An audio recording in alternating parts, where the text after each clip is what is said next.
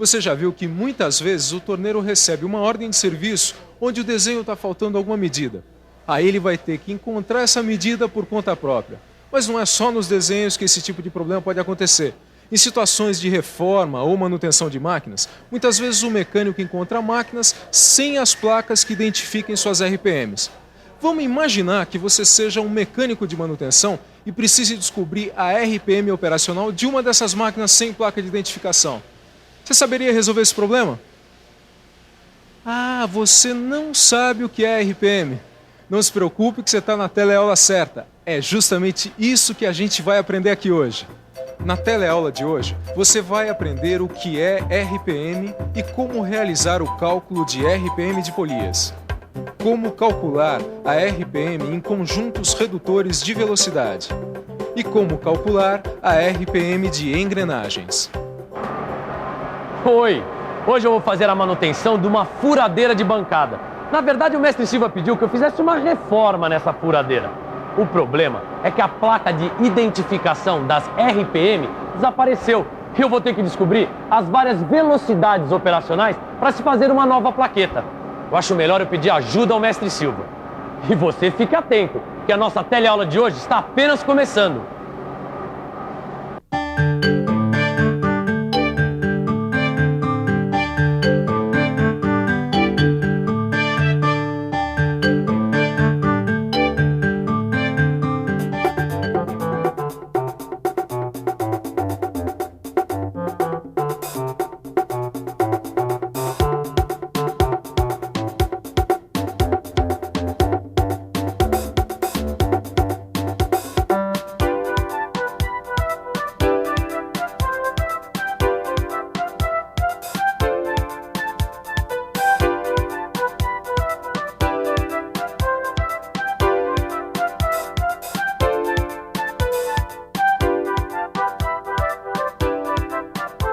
A velocidade dos motores de uma máquina é dada em RPM. E RPM é uma sigla que significa rotações por minuto, ou seja, o número de voltas que um eixo, uma polia ou uma engrenagem dão em um minuto. Na verdade, o termo correto que designa a grandeza medida em RPM é frequência, mas a palavra velocidade é a mais usada pelos profissionais da área de mecânica. E é essa palavra que nós vamos usar nessa teleaula. Os conjuntos formados por correias e polias ou os formados por engrenagens são os responsáveis pela transmissão da velocidade dos motores para as máquinas. Por favor, a velocidade dos motores varia de acordo com as máquinas? Bem, geralmente os motores possuem velocidades fixas, né? São esses conjuntos transmissores de velocidade que modificam a velocidade original do motor em função da necessidade operacional da máquina, né? Por exemplo, podemos ter um motor que gire a 600 RPM movimentando uma máquina que necessita de apenas 60 RPM. Como é possível isso? Por causa dos diversos tipos de combinações de polias e correias ou de engrenagens. Esses conjuntos modificam a relação de transmissão de velocidade entre o motor e as outras partes da máquina. E que tipos de combinações são essas? Para ficar mais claro, pense que a velocidade fornecida por um conjunto transmissor, como esse aqui, por exemplo, depende da relação entre os diâmetros das polias. Polias de diâmetros iguais transmitem para a máquina o mesmo número de RPM fornecidos pelo motor. Polias de tamanhos diferentes transmitem maior ou menor velocidade para a máquina. Se a polia motora, ou seja, a polia que fornece o movimento, é maior que a polia movida, isto é, aquela que recebe o movimento, o número de RPM transmitido para a máquina é maior. Se a polia movida é maior que a motora, a velocidade transmitida para a máquina é menor. Como você pode ver, a velocidade fornecida pelo conjunto transmissor depende da relação entre os diâmetros das polias. Conjunto. Reunião de várias partes que formam um todo. Transmissor, aquilo que transmite, que envia de um lugar para o outro. Ô, mestre Silva, eu tava te procurando. Ô, Tito, o que você quer? Sabe aquela máquina que você pediu que eu reformasse? Ah, sei, a furadeira de bancada? O que tem? A placa que identifica a RPM desapareceu. Eu sei que eu preciso descobrir as velocidades operacionais dessa máquina para fazer uma nova plaqueta. Só que eu esqueci a fórmula. Eu já sei o que você quer. Olha aqui. Dá uma olhadinha. Essa relação matemática aqui expressa a relação entre as polias movidas e motoras. Nessa fórmula, N1 e N2 são as RPM das polias motora e movida, respectivamente. E D2 e D1 são os diâmetros das polias movida e motora.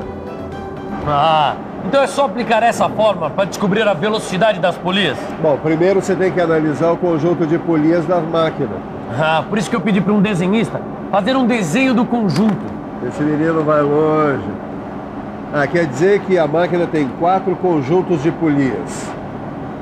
São 4 conjuntos. E as polias motoras são de tamanhos diferentes das polias movidas. Então a velocidade das polias movidas será sempre diferente da velocidade das polias motoras. É isso que você vai ter que calcular. N1 sobre N2 é igual a D2 sobre D1. Agora a gente tem que aplicar para o primeiro conjunto de polias aquela relação matemática que eu te mostrei. Os dados que você tem são a velocidade do motor e os diâmetros das polias motoras e movidas. Certo. Então é só substituir os valores na fórmula. Substituindo N1 por 600, D2 por 200 e D1 por 60, temos 600 sobre N2 é igual a 200 sobre 60. Ou N2 é igual a 600 vezes 60 sobre 200. Multiplicando dá 36.000 sobre 200, que dá 180. O primeiro conjunto tem 180 RPM.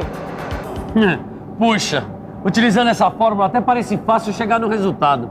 Bom, então tenta aplicar essa fórmula a outro conjunto. Deixa eu ver. Vamos pensar um pouco? Vamos pensar um pouco. Bom, a fórmula eu já conheço. O que eu vou precisar agora é ver quais os dados disponíveis. Deixa eu ver direitinho. Ah, como eu tenho a velocidade do motor, que é 600, e os diâmetros das polias motoras e movidas, agora é só substituir. Então fica 600 sobre N2 igual a 150 sobre 100. E agora? Ah, já sei. Vou separar a incógnita e formar a equação N2 igual a 600 vezes 100 sobre 150. Agora eu vou multiplicar 600 por 100, que vai dar 60.000. Então fica 60.000 dividido por 150, que dá 400. Pronto. Achei a velocidade da polia de diâmetro 150. É 400 RPM. 400 RPM. Bom, agora eu posso voltar ao meu trabalho. Muito obrigado, hein, mestre Silva? É, que é isso. Precisando é só chamar.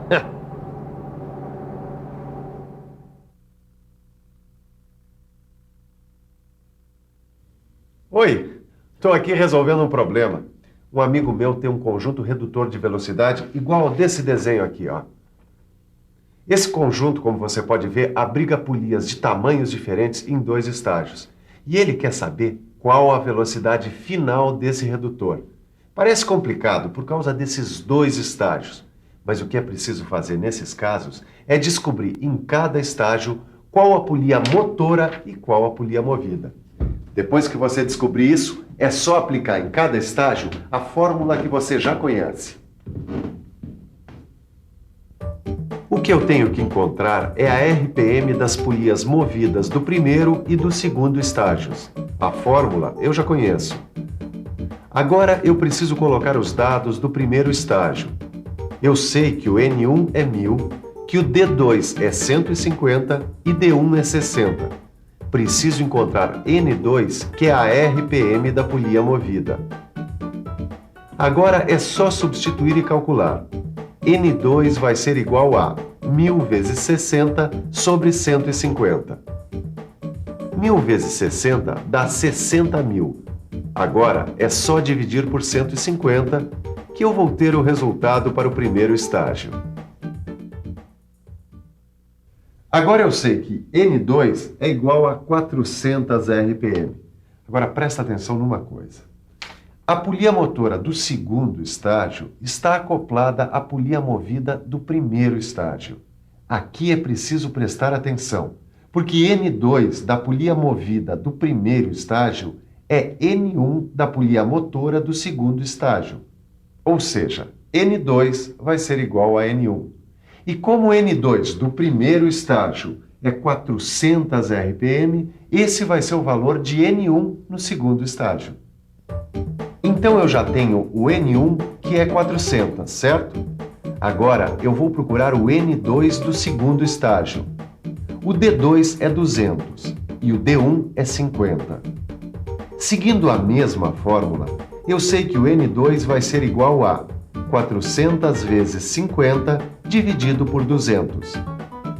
Multiplicando 400 por 50 vai dar 20.000, que dividido por 200 vai dar 100 RPM. Pronto, agora eu já posso dizer para o meu amigo que a velocidade final do conjunto redutor de velocidade é de 100 RPM. E você já sabe que é dessa maneira que se aplica a fórmula em conjuntos de polias de 2 estágios. Além dos conjuntos de polias que você viu até agora, existem também outros conjuntos transmissores de velocidade formados por engrenagens, como esse daqui. Por favor, qual é a diferença entre esse conjunto aqui e aquele outro que nós vimos? Nesse tipo de conjunto formado por engrenagens, o que faz alterar a RPM é o número de dentes das engrenagens motoras e movidas. Mas e no caso de motores movidos por engrenagens, como é que fica a relação de velocidade? Bom, nesse caso, as engrenagens com o mesmo número de dentes apresentam o mesmo número de RPM.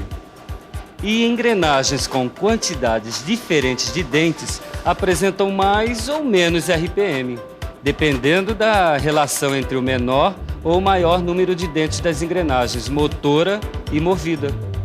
Como você viu, nos conjuntos de polias, a velocidade transmitida para a máquina depende da relação entre os seus diâmetros. No caso dos conjuntos de engrenagens, a velocidade transmitida para as máquinas depende da relação entre os seus números de dentes. Ei, Titão, como é que tá lá o serviço? Ah, tá tudo certinho. Aliás, eu tenho uma dúvida. É? Se em vez de polia eu tivesse que calcular a RPM num conjunto movido por engrenagens, a fórmula seria a mesma? Claro, a fórmula seria a mesma. Só que em lugar de D você ia colocar a letra Z, sendo que N1 e N2 são as RPM das engrenagens motor e movida, e Z2 e Z1 são o número de dentes das engrenagens movida e motora. Ah, bom, é melhor eu anotar isso antes que eu esqueça. Aham. Bom, agora é hora da comida. Enquanto a gente almoça, que tal uma boa revisão? E atenção, se liga aí, que é hora da revisão. Na teleaula de hoje, você viu que a velocidade dos motores é dada em RPM. Aprendeu a calcular a RPM de um conjunto de polias, de um conjunto redutor de velocidade e, afinal, aprendeu também a calcular a RPM de um conjunto formado por engrenagens. Hoje você aprendeu que a velocidade dos motores é dada em RPM. Agora você sabe a forma de calcular a velocidade do seu aprendizado? É a quantidade de vezes que você estuda o livro e faz os exercícios. Neles você vai colocar em prática tudo o que aprendeu. Até a próxima!